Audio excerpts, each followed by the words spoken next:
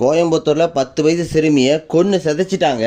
ஆனா எங்க முதலமைச்சர் வந்து ட்வீட் போட்டுட்டு இருக்காரு. நாங்க என்ன எதிர்பார்த்தோம் முதலமைச்சர் கிட்ட? தூய சக்தியா இருக்கக்கூடிய தாவேகா முதலமைச்சர் கிட்ட நாங்க என்ன எதிர்பார்த்தோம்? நீ எந்த ஒரு பிரச்சனை நீங்க நேர்ல போகணும், அந்த குழந்தையோட பெத்தவங்க கிட்ட நீங்க ஆறுதலா போன் பண்ணி பேசணும், அவங்க நேர்ல போய் பார்க்கணும், அப்படிதானே எதிர்பார்த்தோம். ஆனா நீங்க ட்வீட் போட்டுட்டு இருக்கீங்க. இந்த விஷயம் வந்து மக்கள் மத்தியில வந்து ஒரு அதிருப்தியை கொடுத்திருக்கு. ட்வீட் யார் போடலாம் இந்த இடத்துல?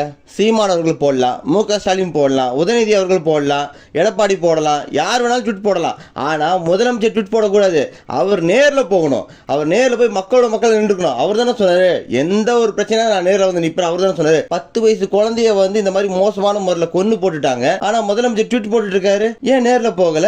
இந்த இடத்துல மக்கள் வந்து சீமான தேட ஆரம்பிச்சிருக்காங்க. சீமான் அவர்கள் வந்து மிக காட்டமா வந்து அவர் அறிக்கையை கொடுத்திருக்காரு. இதுக்கப்புறம் தமிழ்நாட்டில் இந்த மாதிரி எதுவும் நடக்கக்கூடாது, பாலியல் வன்கொடுமை நடக்கக்கூடாது, தமிழக அரசு ஒழுங்கா பார்த்துக்கணும், தமிழ்நாட்டில் பொம்பளை பிள்ளை மேல கைய வச்சா சுட்டுக் கொள்ளுவேன்னு சொன்ன சீமான் அவர்கள் வந்து மக்கள் வந்து புறக்கணிச்சிட்டீங்க, அவர் தோக்கடிச்சிட்டீங்க. ஓகே, இப்போ தமிழ்நாட்டு முதலமைச்சர் வந்து என்ன பண்ண போறாருன்னு தமிழ்நாடே பார்த்துட்டு இருக்கு. மிக மிக கடுமையான தண்டனை வந்து அவங்களுக்கு தரணும். என்னைய பொறுத்த வரைக்கும் ஒரு பாலியல் வன்கொடுமை குற்றவாளிக்கு மரண தண்டனை தான் கொடுக்கணும். அதுதான் என்னோட மிகப்பெரிய கருத்து. தமிழ்நாடு முதலமைச்சர் என்ன பண்ண போறாருன்னு பொறுத்திருந்து பார்க்கலாம்.